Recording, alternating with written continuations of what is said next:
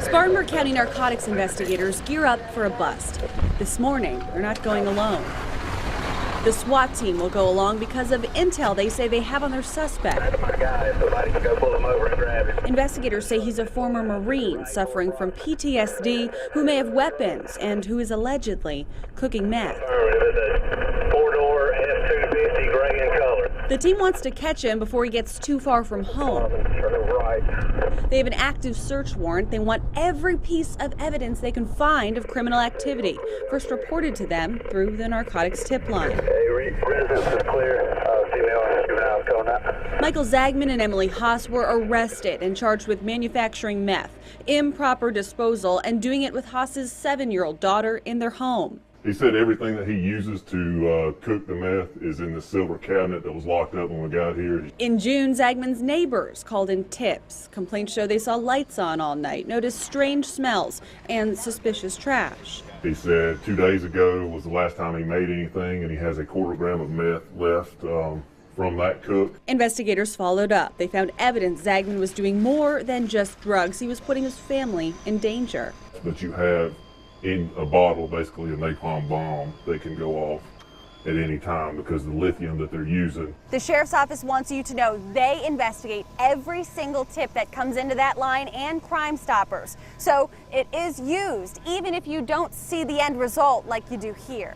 Investigators say drugs like meth fuel an epidemic in the upstate. Users and dealers bring in other crime to neighborhoods too.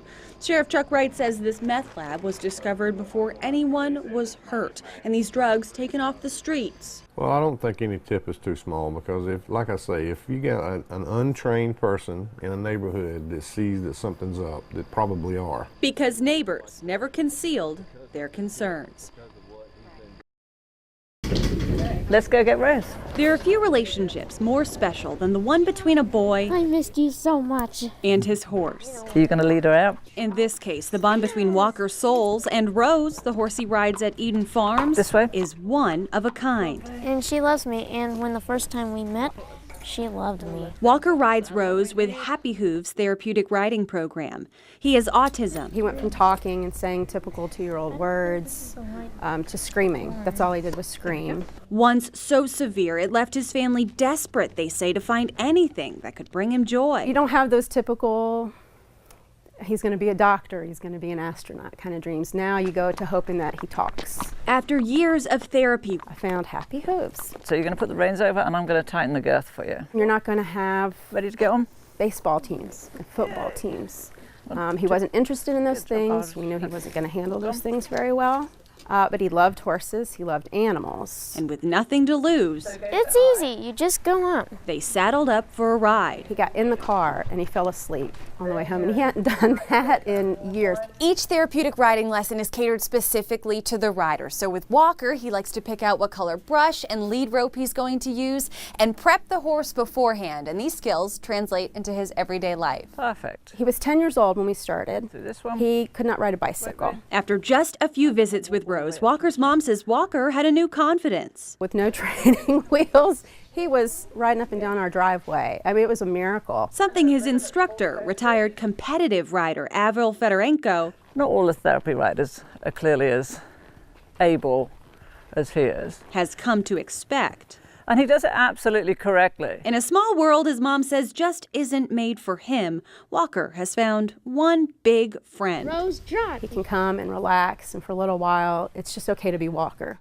To help him harness life. When I ride Rose, she feels happy to have a best friend. His way. In Pickens County, Christine Scarpelli, 7 News.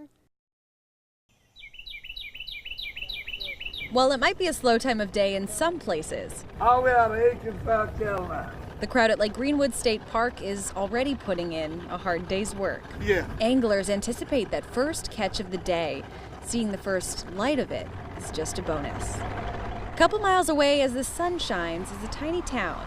I think it, pretty much is, yeah. Named with a number 96 Tire and Oil. and no real explanation as to why. Number 96. It's one of those things we don't know for sure. Park Ranger Adrian Stewart can tell you plenty about the town's role in our country's revolution. The Loyalists will build Star Fort here in 1780. The siege against it wasn't so successful. The fort pretty much stayed intact since it was dirt. Tourists seem to think it was for the best. So the tunnel is still there today. For good eats in town, New tires, used tires, we do brakes. you'll have to keep an open mind. Mainly people get hot dogs, they come just to get hot dogs. 96 Tire and Oil has been around since the 20s. Secret recipe. Loose lips could close up shop. So you can't tell us anything? Nope, Just a little bit? nope. Carl Riley says he owned it in the 80s and 90s, and he too keeps the bread and butter of his business sealed tight. Lots of people think they know it, but they don't know it. Oh no, this is home. In a town known for numbers, Helen Ballou has collected a few. It was the 19th, I was 103. Is that right? The oldest living resident in 96, she came in the 30s with her husband. And he said, we'll stay here till spring, then we'll leave. Her story sounds like most of her neighbors. When spring come, we loved everybody and everybody loved us. It doesn't matter where you start, as long as you end up. Glad you finally made it. Check it out. In 96. Christine Scarpelli, 7 News. The work is fast-paced. You gotta stay on your toes. The hours different than most people are used to, but the upstate is moving forward because of this road work. It's enjoyable seeing all the bits and pieces come together. Kent Beck is working his way up at Sloan Construction Company. They're hiring and they want you to have the same opportunity. You can make a very good living out here. Crews here on Interstate 85 are finishing this phase of paving near GSP. Upstate Area Manager Casey Swager says that doesn't mean they're slowing down. We've got a strong backlog of work right now, strongest that we've had in several years. So right now we're anticipating all of our crews working through the entire winter. Sloan is hiring people with commercial driver's licenses, dump truck drivers, those who work with asphalt, and workers willing to train on entry-level positions, leading to long-term careers.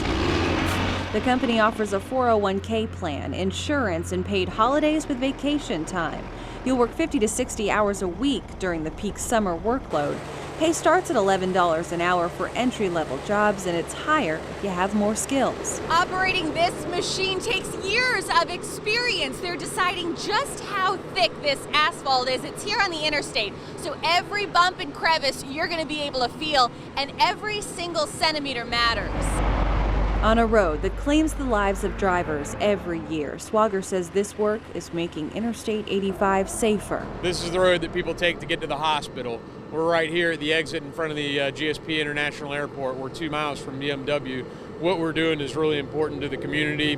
It's important to your kids trying to get to school. It's important to people trying to get done what they need to get done for their own jobs and their own livelihood. And making it possible for countless families Just very big accomplishment and makes you proud. to make a living. Day breaks in the city of Easley like it would in any other small town. But here, the alarm isn't as forgiving. Locals choose to wake up to the sound of breakfast. That's not a toast, 2 scrambled eggs. John Menetakis and his brother have been filling bellies Best biscuits in town. and corner booths for more than a decade. And as y'all can see, we got a full house, and it's because we got a good product over here. Easley is breaking ground on a new section of the Doodle Trail. That was the railroad from Easley to Pickens. Scott Beasley has a front row seat from his barber shop. It's just across the railroad tracks, which city officials say still guide freight trains. I don't even notice it anymore. After 14 years, there's a train. Oh, okay. And entertain customers every couple minutes or so. Now, kids, if you cut the kid's hair and a train comes, you might as well just turn that chair just like that and just quit. This year, the Senior League World Series will grab the attention of visitors and locals of Easley. I don't know if the kids get as excited as the grown-ups. Down a couple blocks from Old Market Square, the Dream Center is also making moves, building new opportunities to shelter the homeless in Pickens County. So we're helping people get back on their feet with a hand up and instead of a hand out. Back downtown, you'll find a man running a 44-year-old restaurant who would do the same. Joe is the biggest hearted person you'd ever want to meet. An anchor to the trains and people passing through, Joe's Ice Cream Parlor gives Easley its sense of ease. You have to be able to take an insult, but you have to give as good as you take. In Easley, Christine Scarpelli, 7 News.